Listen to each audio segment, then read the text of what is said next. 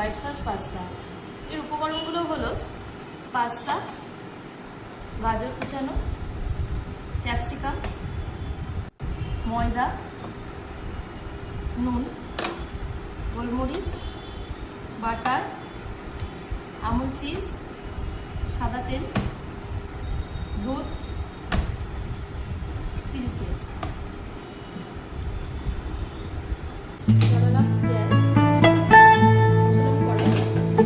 কড়াইয়ের মধ্যে জল দিয়ে দিলাম।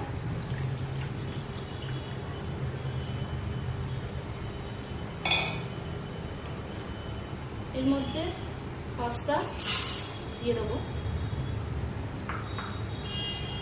তারপর একটু নুন,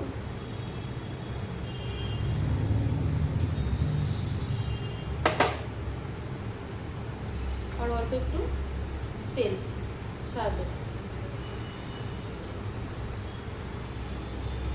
দিয়ে 5 মিনিট আমাদের লাগবে পাস্তাটা সেদ্ধ হতে। কড়াইয়ের মধ্যে আমরা সাদা তেল দিয়ে দেবো।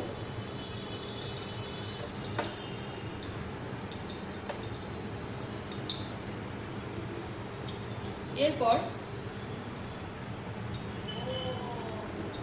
তেলটা একটু গরম হয়ে যাওয়ার পর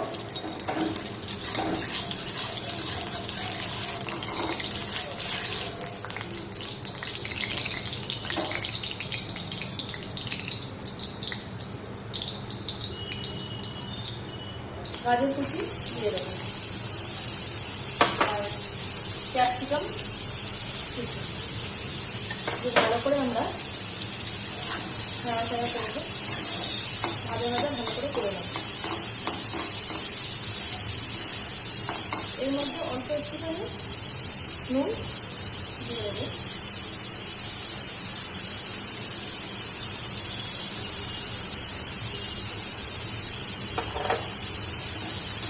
লাল লাল করে ভেজে নেব।